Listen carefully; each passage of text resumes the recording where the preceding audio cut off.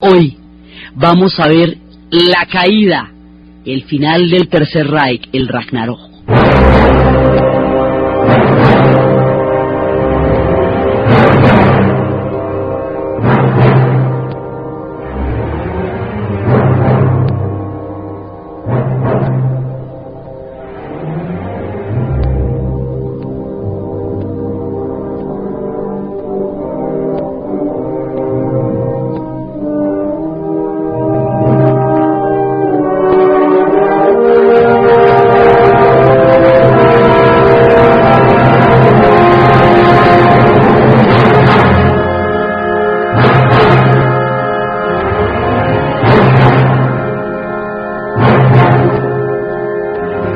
La vez pasada habíamos visto cómo los bastardos de Gascoña habían logrado resistir la contraofensiva alemana en el bosque de las Ardenas, la última contraofensiva de la guerra.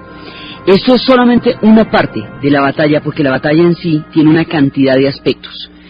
Por una parte, el objetivo era lograr pactar una paz con los británicos, demostrando que podían arrojar al mar al ejército anglo-estadounidense. Los planes de Hitler. Hitler va perdiendo, a medida que va pasando la guerra, la perspectiva de realidad de lo que está pasando.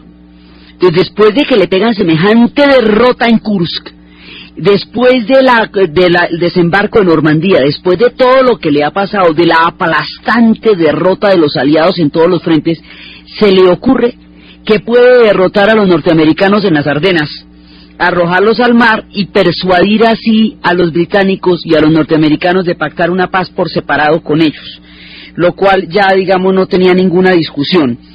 Entonces, eso en principio es imposible, dada la superioridad numérica de los aliados, el hecho de que las tropas alemanas ya no tenían municiones, les alcanzaba escasamente para llegar a Amberes, en el caso de que al llegar a Amberes se fueran a reabastecer. No tenían con qué seguir adelante.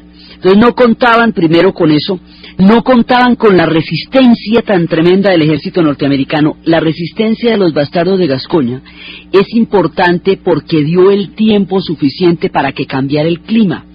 Los alemanes contaban con que los aliados no iban a atacar con el clima tan espantoso que había y no iba a haber una resistencia tan grande. Los bastardos de Gascoña, que era este batallón de castigo que durante mucho tiempo había sido el estigma de los ejércitos norteamericanos, porque era el único que durante la guerra de secesión se le había rendido de los norteños al sur. Este batallón, heredando la deshonra, se había dado al heroísmo en el momento de la contraofensiva de las Ardenas para limpiar de una vez por todas el nombre y el honor de ese batallón. Ese batallón logra resistir el tiempo suficiente para que el clima cambie. Cuando cambia el clima, ahí entra Patton y entra toda la fuerza de los aliados y la batalla queda definitivamente perdida. Ya no había ninguna manera. Entonces no había combustible, el clima cambió y entró toda la ofensiva, la resistencia fue inesperada y heroica, ellos no se imaginaban. Entonces fracasa la contraofensiva de las Ardenas.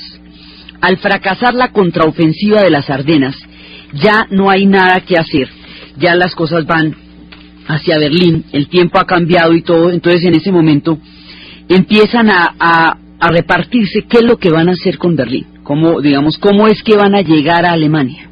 Ya el punto está en que se van cerrando todos los cercos y se van aproximando a lo que es el territorio alemán. Ese es el punto donde se van encontrando los que vienen de Kursk, de Stalingrado, como los que vienen de Normandía, como los que vienen de Anzio. Todo el mundo se va a encontrar en Berlín, pero entonces en Alemania. Entonces, pero ¿cómo se va a hacer esa entrada a Alemania? Entonces, la contraofensiva de las Ardenas, que quemó los últimos cartuchos que tenía el ejército alemán, dispersó fuerzas y recursos que hubiera requerido para defender a Alemania misma. Tenía un poco de tropas por allá dispersas, de manera que lo que hace esto es atomizar la posibilidad de una defensa de Alemania en el momento en que Alemania ya fue atacada directamente por todas las fuerzas que se habían puesto en movimiento a partir de las sucesivas invasiones que se han venido registrando desde el momento en que entraron en territorio europeo. Entonces aquí ya no tienen con qué defender a Alemania porque el último pedacito era la gente de las Ardenas. Entonces empiezan los norteamericanos y todo el mundo a ver qué vamos a hacer con Alemania. El plan de los norteamericanos es entrar, el plan de Eisenhower, es entrar a Alemania y partirla en dos. Para Eisenhower no es importante entrar a Berlín, porque Eisenhower no está interesado en el valor simbólico de la ciudad. Los ingleses y los rusos sí quieren entrar a Berlín, porque el valor simbólico de la capital del Tercer Reich es muy importante dentro del imaginario y dentro del odio, ¿no? Hay mucho odio de parte de los rusos y hay mucho odio de parte de los ingleses contra los alemanes. Los norteamericanos no están particularmente bravos. Ellos entraron al final entraron en la segunda parte de la guerra a hacer lo suyo, que era a finiquitar ya el asunto. O sea, ellos no tienen ese dolor, ni esa ira, ni esas heridas tan terribles que después vamos a ver que va a tener el Ejército Rojo cuando entre a Berlín. Ellos no tienen nada de eso. Entonces, la política de Eisenhower es la siguiente. Eisenhower dice, ¿para cuánta gente me costaría a mí entrar a Berlín? Si Estados Unidos entra a Berlín, porque le están diciendo que mire que es importante que los Estados Unidos entre a Berlín, inclusive los alemanes estaban jugándola a que los norteamericanos y los británicos sintieran que ellos podían salvarlos de la amenaza bolchevique, estaban intentando como buscar el lado. Los norteamericanos dicen, mire, ¿cuánta gente me cuesta a mí entrar a Berlín? 100.000 personas más o menos. Le calculan a Eisenhower. Eisenhower dice, no, yo no voy a mandar 100.000 de mis muchachos a la muerte cuando ya la guerra está prácticamente terminada. O sea, yo para qué voy a mandar matar este combo de gente que ya puede regresar a casa. Sí, que me la encaminaron a mí. Él era muy cuidadoso con sus ejércitos y no tenían ese odio que justificara una inmolación como si lo tenían nosotros. Entonces dicen, no, yo para qué voy a matar toda esta gente, ya la guerra terminó, yo me los mando para mi casa, que lleguen tranquilos donde sus mamás, sí, que me los confiaron a mí, ya hicimos básicamente lo que había que hacer, yo no me voy a tomar Berlín. Entonces eso es lo de después en la Guerra Fría lo criticarían por no haberse tomado Berlín dentro del reparto geopolítico, pero él decía, no, yo tengo la responsabilidad de mis hombres y yo no mando a mis hombres a batallas heroicas ni a grandes demostraciones para que me los maten innecesariamente. Aquí nos movilizamos con una capacidad de fuerza tan grande que eso es suficiente para aniquilar al otro bando, pero no arriesgamos innecesariamente a nuestros hombres. Ese era el punto de vista de Eisenhower, y por eso Eisenhower dice, yo no tengo ningún interés en meterme en Berlín. Los británicos entienden la importancia de Berlín, están viendo la cosa, y los soviéticos se la piden. Yo me pido, a mí me deja entrar a Berlín. Eso sí, mejor dicho, me la pido, porque los soviéticos sí tienen un odio muy impresionante por Berlín. Entonces los soviéticos lo que están es intentando llegar, es más, los soviéticos estaban pensando que de pronto se les adelantaran en entrar a Berlín y que ellos sí querían entrar a Berlín. Entonces, por un lado, los soviéticos es por Berlín, ellos van por Alemania, pero van por Berlín. Y por el otro lado, los norteamericanos van en Alemania, el territorio alemán. Por el otro lado, los norteamericanos pasa un incidente peculiar. Los alemanes fueron a volar un puente que se llamaba el puente de Remagen, pero ese puente no lo volaron, lo detonaron, explotaron las cargas y el puente no se destruyó con las cargas explosivas. Al no destruirse con las cargas explosivas, quedó intacto, y al quedar intacto, los norteamericanos sencillamente cruzaron por ahí y echaron para adentro y llegaron a Berlín rapidito, llegaron a Alemania, no a Berlín, mucho más rápido de lo que se había imaginado, porque un azar del destino había permitido que este puente, que estaba destinado a ser volado, no fuera volado. Hay una película de esa, el puente de Remagen, y entran por ahí. Entonces, cuando menos acuerdan los alemanes, el grueso del ejército norteamericano ya está en territorio alemán. Y el grueso del ejército norteamericano que está en territorio alemán, que no tiene el odio que tienen los rusos, después vamos a contar las dimensiones del odio de los rusos, y por qué eso es un factor tan importante en esta historia, que no tiene las heridas y la bronca que tienen los ingleses de su Londres y su isla bombardeada. Ellos que no tienen, ninguna, ellos conocerían el odio ese en Vietnam, mucho tiempo más adelante, aquí todavía no. Esos, los que estaban más bien frescos y que era como terminando la cosa, de pronto se van a encontrar a la entrada en el territorio alemán con una cosa que ni ellos podían describir, ni las personas que estaban adentro podían describir, ni nadie podía entender, porque no existían parámetros para comprender lo que sus ojos veían, porque una dimensión del horror como la que vieron ellos no está escrita en ninguna parte de la memoria humana. El ejército norteamericano va entrando en Alemania y se encuentra con los campos de concentración. Y cuando descubren los campos de concentración, primero, ni siquiera pueden verbalizar lo que están viendo. No, ni siquiera pueden decir qué es eso cuando tratan de decirle a sus superiores que han encontrado una cosa que es completamente indefinible. Ellos no saben qué es eso. Y la gente que está en los campos de concentración tampoco sabe cómo explicarles qué está pasando ahí, por qué pasó eso. Y ahí empieza a darse una realidad que aún ahora todavía no terminamos de comprender, que aún se escapa a la comprensión humana el horror que se vio ahí. Entonces, los gringos que llegaban sin ninguna bronca contra los alemanes particular, o sea, no era un problema personal, cuando encuentran los campos de concentración, entran en la dinámica del odio y empiezan a decir, esto no tiene perdón de la vida. Y de ahí en adelante se va a hacer mucho más terrible la reacción frente a los alemanes. Entonces empiezan, digamos, la compasión que pudo haberse presentado queda completamente aniquilada con la presencia de los campos de concentración. Entonces empiezan a sacar a las personas que están alrededor de los campos, a los alemanes que viven en los alrededores de los campos, y los meten dentro del campo para que lo limpien y muevan los cadáveres, para que se hagan conscientes de lo que estaba pasando. Muchas personas perdieron la razón tan pronto entraron en contacto con esta visión tan aterradora. El mismo Eisenhower lo llevaron a ver los campos de concentración y el hombre quedó completamente destrozado ante la visión. Y ahí empieza poco a poco la medida cabal de este horror. Se va a ver más adelante en los procesos de Nuremberg. Pero con la entrada a Alemania, por un lado, los rusos ya los han venido descubriendo, porque son los primeros que están entrando por el este, por haber entrado a Polonia y haber entrado a Auschwitz, pero los rusos todavía no han dicho nada de eso.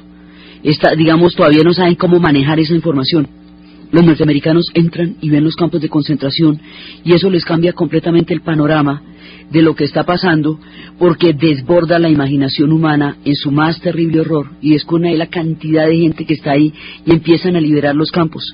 Entonces hay muchos refugiados de todas partes, hay personas que están siendo liberadas de los campos de concentración, hay trabajadores obligados, esclavos, que están también deambulando por las calles, hay mucha gente deambulando por las calles de Alemania y yendo hacia Berlín tratando de ver a ver qué pasa. Los soviéticos quieren llegar a Berlín lo más pronto posible, quieren llegar antes que los aliados, primero por el odio, pero además porque Stalin tiene la información, porque hay un espía dentro del proyecto Manhattan de que los Estados Unidos está desarrollando la bomba atómica. Y él tiene la información que los alemanes tienen uranio. En una de las fábricas hay uranio. Entonces los rusos quieren entrar por el uranio. Ese es el objetivo de Stalin, por el control dentro de todo lo que vimos la vez pasada, que significó lo que era toda la toma de Europa del Este. Pero lo que son los rusos, los soldados soviéticos, tienen un odio de la siguiente manera.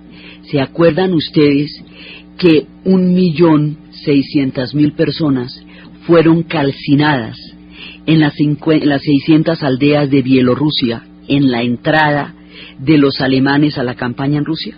¿Se acuerdan de eso?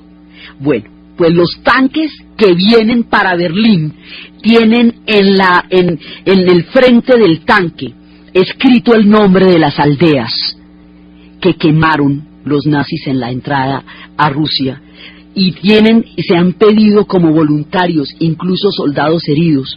A mí me dejan entrar a Berlín, porque yo esta aldea la vengo yo.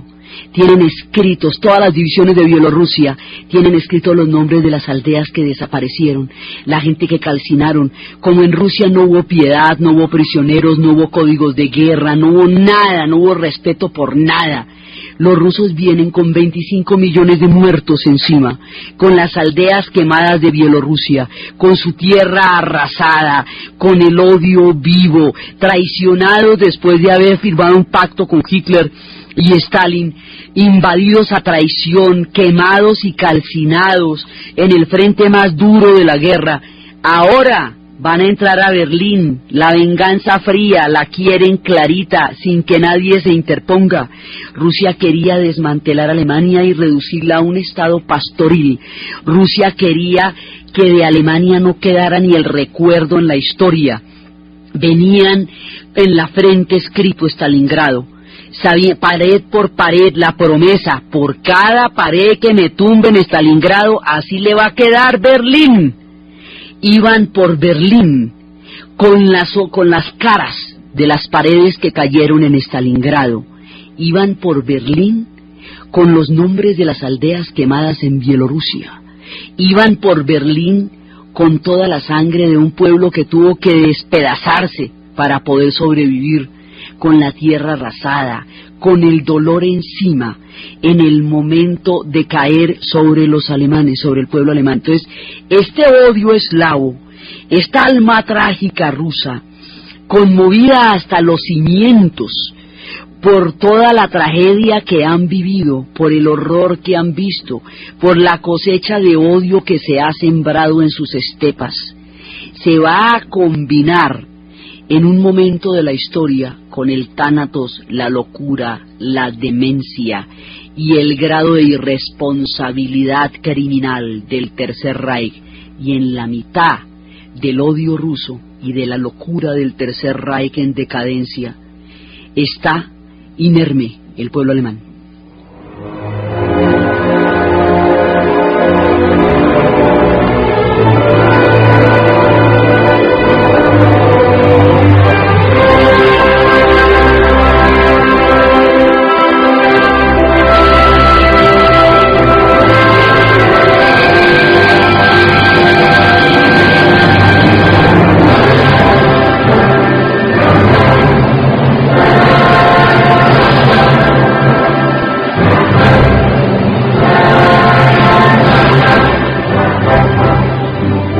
La población alemana está iniciando el éxodo y la estrategia que tienen los rusos es rodear Berlín. Por un lado viene Zhukov y por el otro viene el gran mariscal Zhukov, que están tratando de abrazar, de crear un círculo alrededor de Berlín. Primero han invadido Prusia, Pomerania en enero, y ahora van por Berlín y lo van rodeando como un anillo. Van creando un anillo alrededor de Berlín y lo van cerrando, un cerco. Y lo van cerrando, y lo van cerrando, y lo van cerrando. Mientras tanto, se inicia el éxodo de 9 millones de alemanes, de mujeres, de niños, de ancianos que empiezan a tratar de salir de allá. Barcos que van a ser hundidos por los submarinos soviéticos, trenes que van a ser bombardeados por los soviéticos, trenes que salen en los bosques, trenes que salen para los Sudetes. La gente trata de salir de ahí y mientras la población civil se va desplazando, la van bombardeando mientras intenta huir, porque la idea es que ahí no hay, digamos, se va a presentar una situación terrible, se cree que no hay ningún inocente. Inclusive a los norteamericanos, después de los campos de concentración, les dijeron que los únicos inocentes eran los que no habían nacido. Entonces ahí nos vamos a enfrentar con un dilema de la historia terrible. Esta sociedad incubó hombres monstruos, pero no es una sociedad monstruosa. Los pueblos no se pueden confundir con los monstruos que dentro de ellos se gesten, y con Alemania va a pasar eso. Les van a declarar una culpa colectiva más adelante y van a cargar un estigma por mucho tiempo, y resulta que se incubaron proyectos monstruosos. Ahorita vamos a hablar de eso, pero el pueblo alemán, como pueblo, como población civil, es población civil. Son mujeres y niños y ancianos huyendo de todas partes en un número gigantesco, porque toda la gente está tratando de buscar el éxodo, y cada vez que cogen un tren, cada vez que cogen un barco, les bombardean el tren y les bombardean el barco. Entonces van muriendo y muriendo de a miles. Entonces súmele a los 9 millones de alemanes que están en el éxodo, los 300.000 trabajadores extranjeros, los 4 millones de prisioneros polacos, franceses, ingleses, americanos, húngaros, noruegos, españoles, republicanos, todos huyendo y todo el mundo tratando de llegar hacia Berlín a ver si en Berlín hay algún tipo de refugio, pero ahorita que en Berlín no hay nada. Hitler, por otro lado, ha declarado las ciudades fortaleza. En la guerra hay dos categorías. Usted puede declarar una ciudad abierta, como pasó con Roma, lo que quiere decir que en esa ciudad no hay población, no hay ejércitos, y entonces esa ciudad no debe ser tocada, debe ser respetada. Eso es una ciudad abierta. O usted la puede declarar ciudad fortaleza.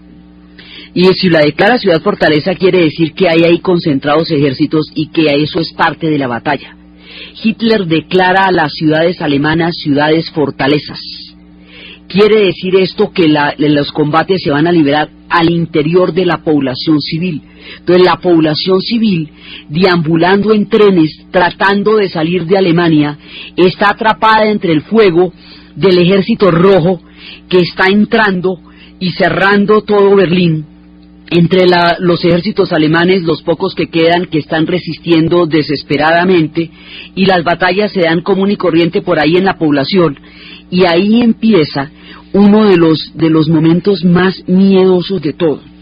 Imagínense ustedes que el proyecto del Tercer Reich, que era la raza superior, que era un pueblo al que se le había seducido con la promesa de reivindicarlo históricamente, de hacerlo sentir que era una raza superior, que tenía más derecho que el resto de los pueblos a habitar la tierra, y que otros pueblos no tenían derecho a vivir y que ellos sí.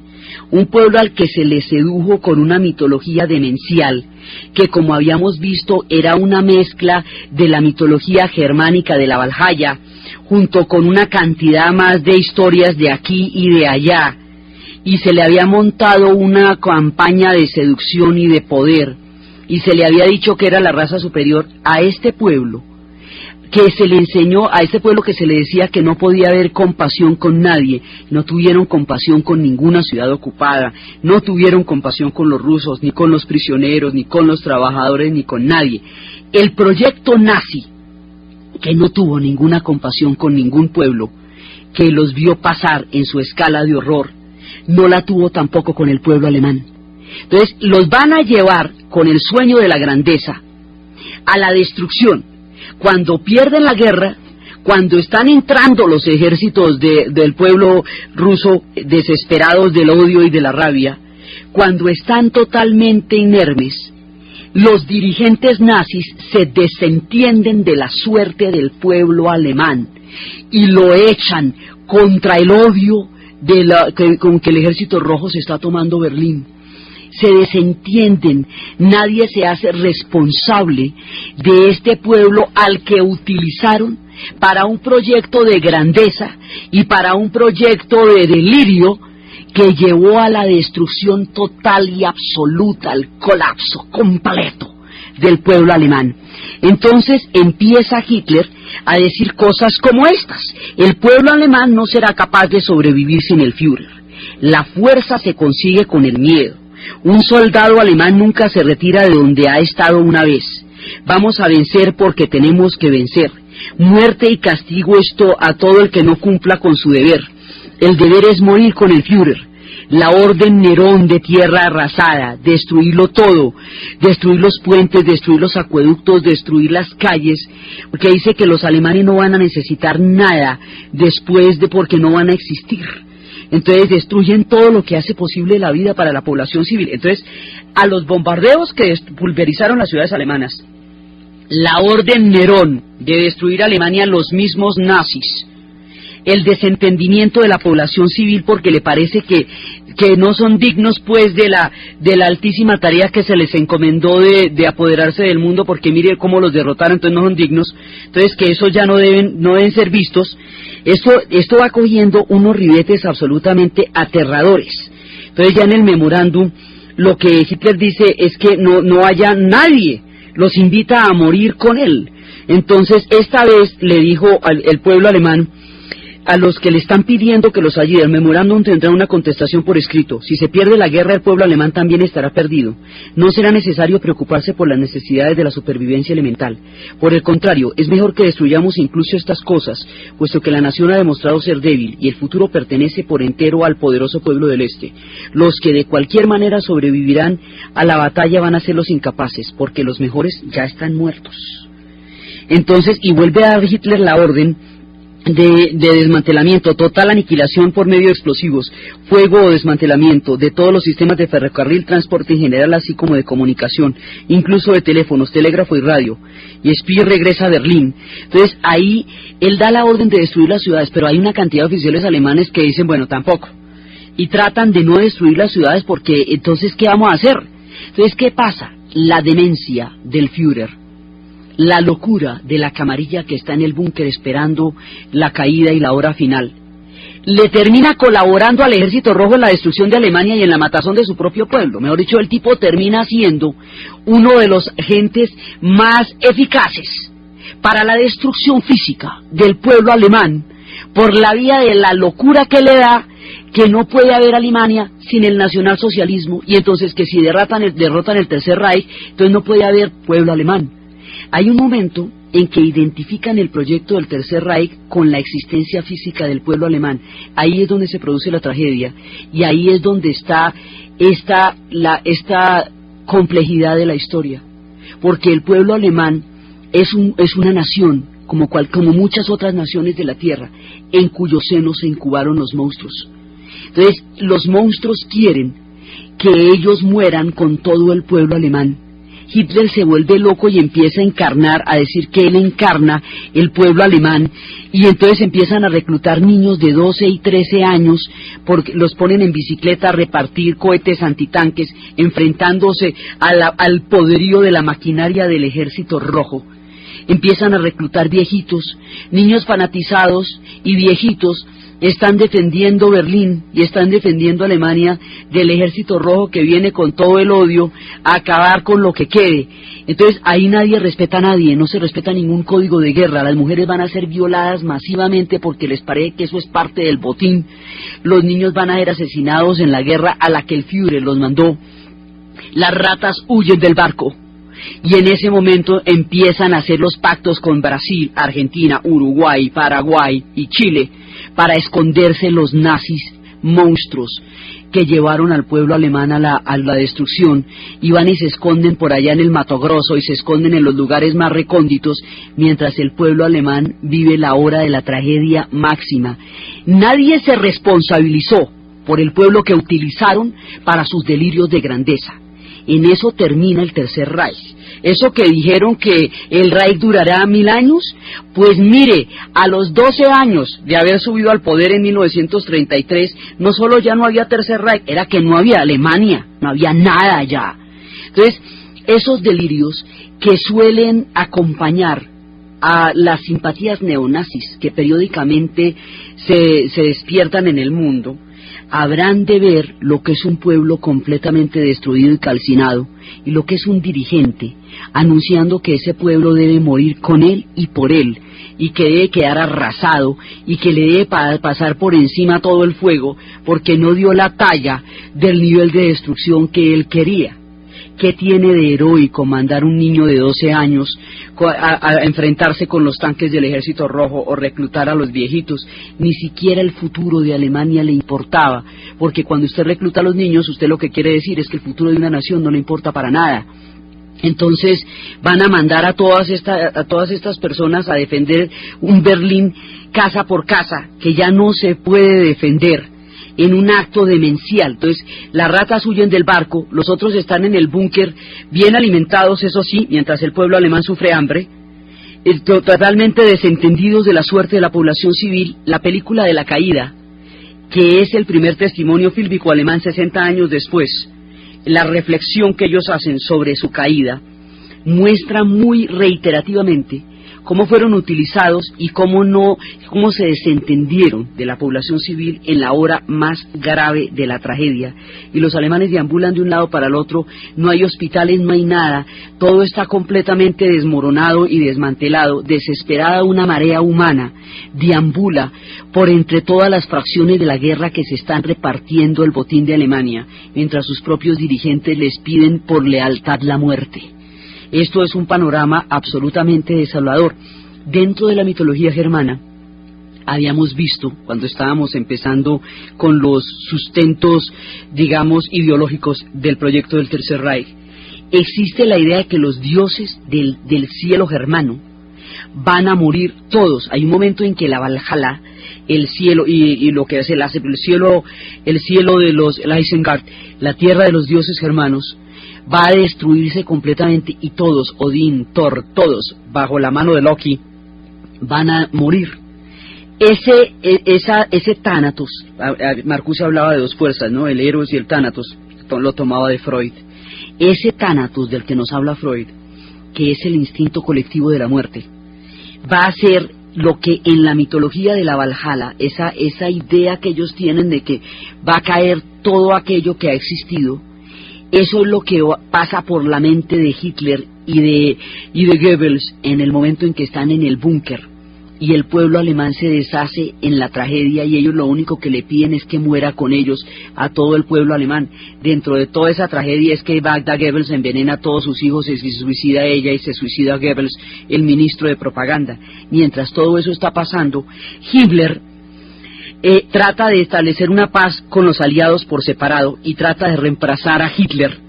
Y es Himmler que fue el hombre que ordenó la solución final, el exterminio del pueblo judío. Tiene el descaro, el absoluto descaro, de tratar de pedirle a la comunidad judía que interceda por él para que a través de la Cruz Roja se pueda comunicar con los aliados a ver si puede firmar una paz por separado, traicionando a Hitler.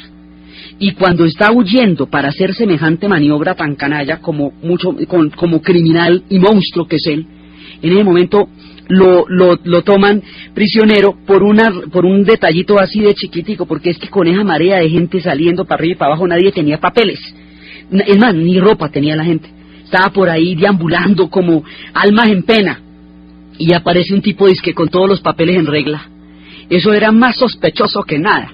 Entonces los norteamericanos, a ver este señor tan empapelado, cuando no había ni siquiera zapatos para poder caminar, pues inmediatamente lo detienen. Entonces cuando él se ve detenido, se toma la cápsula de cianuro que Hitler le había regalado a todo el mundo. Hitler está cada vez más lleno de pataletas, mandó fusilar a los del puente de Remagen, le dio un ataque de 25 tipos de pataletas distintas cuando supo que Himmler estaba tratando de negociar con los aliados. El otro que va a tratar de traicionarlo es Göring, que fue el que llevó el desastre de la Luftwaffe con la cantidad de mentiras que dijo en el momento en que la guerra se estaba perdiendo y él todavía dando ilusiones de futuras ataques y divisiones que no se podían dar. Göring va a tratar también de buscar una paz y luego en los procesos de Nuremberg, Göring va a desafiar el tribunal de Nuremberg y a decir que él no es culpable de nada sino simplemente de ser derrotado. Este personaje de los más despreciables, el de la Luftwaffe, este personaje que tan satírica y acertadamente concibió Charles Chaplin en la película del Gran Dictador. A Göring, cada vez que decía alguna lambonería, Hitler lo condecoraba, y cada vez que decía algo que no le gustaba a Hitler, le quitaba las condecoraciones. Al final Hitler le quita todas las condecoraciones, como decían en el Gran Dictador, mucho antes de que pasaran todas las cosas que pasaran, y terminó degradado, y luego va a los procesos de Nuremberg dándoselas de raza superior y haciendo creer que él no reconoce la idoneidad del tribunal porque él está por encima de todo el mundo. Entonces, estos hombres monstruos, los de los experimentos humanos, los de los campos de concentración, los que llevaron el pueblo alemán a la desgracia, van a huir unos, se van a suicidar otros masivamente, y el pueblo alemán va a quedar confundido con los hombres monstruos que se incubaron en el seno de su sociedad. Y esto va a hacer que de ahí en adelante se declare la culpa colectiva y que no haya ninguna clemencia para el pueblo alemán. Entonces, como no hay ninguna clemencia para el pueblo alemán, la violación de mujeres va a ser una cosa absolutamente extendida Y hay una diferencia muy grande entre los dirigentes del nazismo y los dirigentes de la Alemania de la Primera Guerra Mundial. Durante la Primera Guerra Mundial, en 1918, cuando vieron que Alemania había perdido la guerra y que estaba destruida, le dijeron al Kaiser, que había sido uno de los que había entrado al mundo a la guerra, que tenía que abdicar, porque todo el mundo quería al Kaiser, pero más importante era Alemania. Me da pena contigo, Kaiser, pero te toca abdicar, porque primero está Alemania. El Kaiser abdicó, Alemania se volvió una república, y a pesar de que pasó días muy duros y muy oscuros, logró salvar la sociedad. A pesar de toda la tragedia, logra salvar la sociedad y no le pide a todo el mundo que se muera porque perdió la guerra. Durante el Tercer Reich, cuando va a caer el Tercer Reich, en lugar de decir, bueno, si no es posible el proyecto, que sea posible Alemania, encadenan el destino fatídico del Reich al destino del pueblo alemán. Eso fue lo que trató de evitar Rommel y la gente del complot de julio, justamente esta caída. Ellos trataron de evitar eso, por eso intentaron matar a Hitler en el 44, para que no llegáramos a esto que estamos llegando. Entonces, en la frase de Hitler, Alemania nunca volverá a estar como en 1918. Bueno, pues en 1945 no va a estar como en 1918, va a estar infinitamente peor que en 1918, porque ahí ya no había ninguna esperanza, porque sus propios dirigentes inmolaron a su pueblo en su locura total, en su delirio, imaginándose una cantidad de divisiones fantasmas que nunca llegaron, desentendiéndose de lo que estaba pasando, y el pueblo alemán está enfrentando la peor hora de su historia desde que existen sobre la tierra.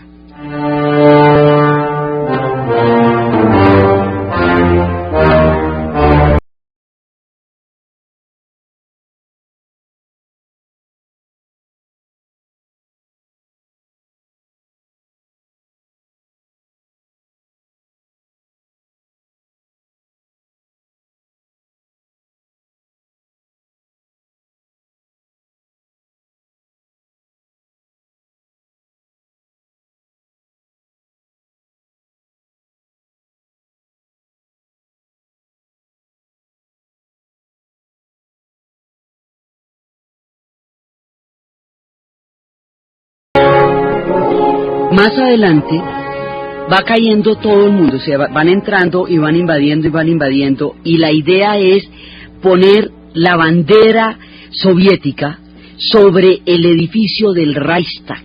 Ese es, digamos, como el emblema de que ha caído Berlín.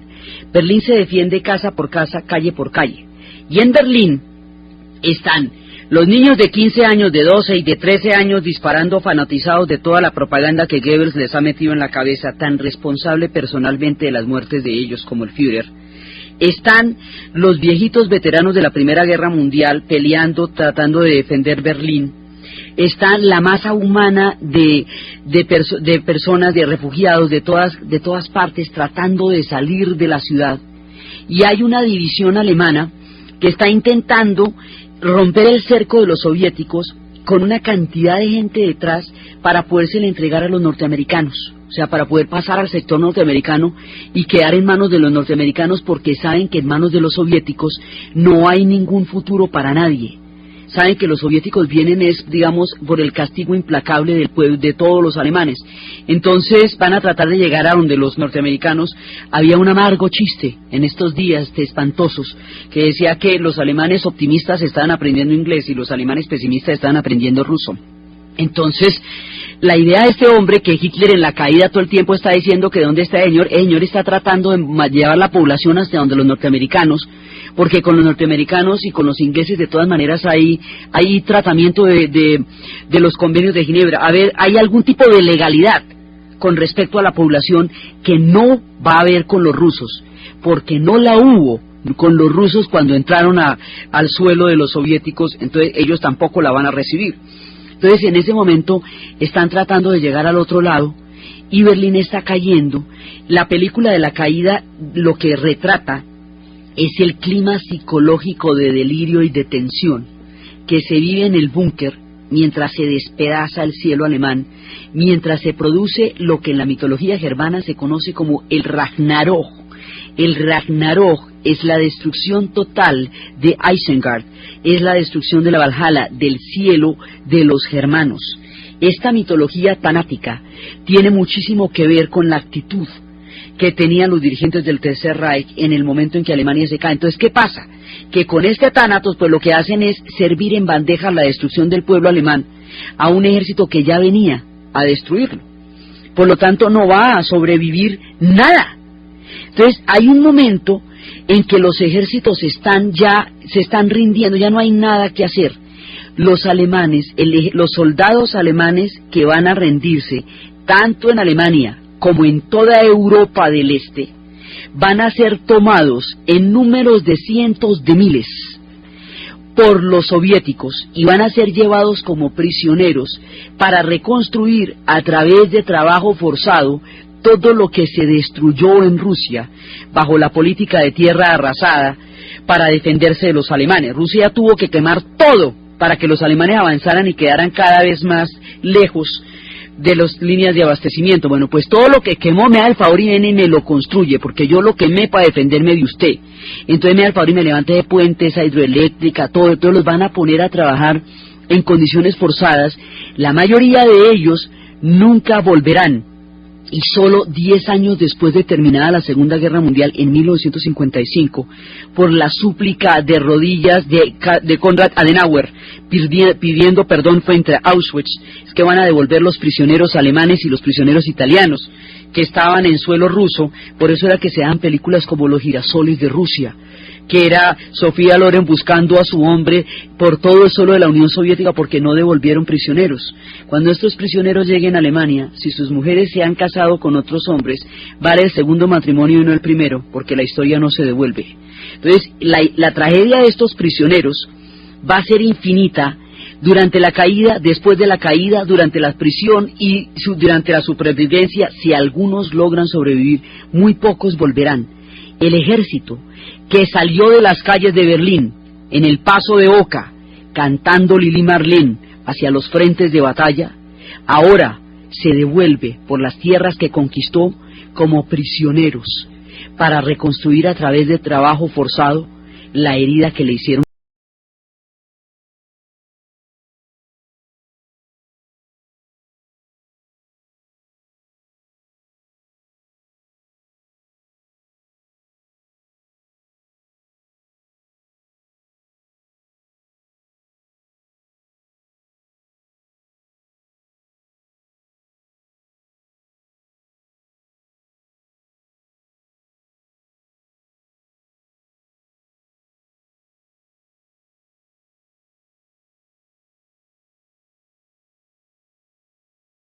Entonces los hombres van a ser llevados como prisioneros, y los que no, los que se salvan, los que están demasiado mal para ser prisioneros, para ser llevados a la Unión Soviética, van a quedar tan choqueados psíquicamente que cuando esto ya no tiene ninguna salida, cuando ha caído el Tercer Reich de la manera más estrepitosa, porque es que, fíjense una cosa, todos los pueblos que se metieron en el embrujo totalitarismo terminaron arrasados. Ya vimos cómo terminó Italia, terminó despedazada por todos los frentes, y cómo el neorrealismo fue capaz de exorcizar semejante tragedia. Vemos cómo termina Alemania, después vamos a ver cómo termina Japón. Los proyectos de superioridad racial, los proyectos de predominio sobre otros pueblos, los que han implicado el exterminio de otro pueblo, todos estos rechazos hacia cualquier forma de convivencia, llevan a los pueblos a sus destrucciones totales. Y el pueblo alemán va a sufrir en carne propia lo que no todo el pueblo alemán es responsable. Todo lo que se va a descubrir de aquí en adelante va a caer sobre la totalidad de la población, y la población en este momento es una víctima de lo que está pasando, y no le cabe a todo el pueblo alemán la responsabilidad histórica de lo que los hombres monstruos que se incubaron en su sociedad tiene, como no nos cabe a todas las sociedades el que haya dentro de las sociedades hombres monstruos. Entonces el pueblo alemán va a pagar todo esto de una manera, digamos, indiscriminada, cuando los verdaderos culpables han huido, han estado estableciendo redes de supervivencia mucho antes de que caiga Alemania, otros se suicidaron, y ahí hay unos datos de los archivos soviéticos, que son muy recientes porque hasta hace muy poco Rusia empezó a abrir archivos. Uno de los datos de los archivos soviéticos dicen que ellos recuperaron el cadáver de Hitler, que lo llevaron, estaba del otro lado del telón de acero, que lo llevaron allá, lo mantuvieron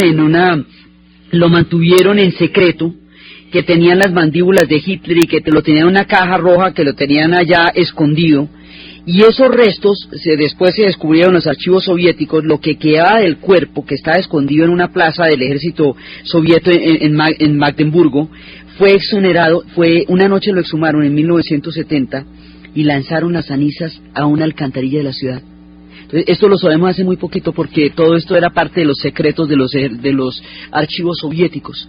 Así que el cadáver de Hitler terminó convertido en cenizas en una alcantarilla, según lo dicen los soviéticos en sus propias fuentes, en Berlín la caída de Anthony Weber. Entonces, en eso terminó el hombre que se sentía superior a todo el mundo, de una raza superior, el hombre que se creía que él encarnaba a unos dioses que estaban más allá de toda ley y de toda moral. Ese hombre que convenció a tanta gente de que existen razas superiores terminó en una alcantarilla al otro lado de la cortina de hierro, de una manera tan macabra como fue su proyecto, tan macabro como su proyecto fue, pero se llevó por delante el pueblo alemán. Entonces el pueblo alemán en su totalidad va a entrar en este colapso, en esta caída absoluta y total, pero la va a quedar borrada del mundo Alemania. Entonces, cuando los hombres son llevados como prisioneros, cuando todo ha caído, cuando les piden que se rinden y cuando aquellos que psíquicamente sobreviven físicamente, pero psíquicamente están tan supremamente dañados, ya tan alterados, tan afectados por todo lo que ha pasado, por todo lo que han visto, cuando la hora suprema de la desesperación se yergue sobre Berlín, entonces se levantan las mujeres.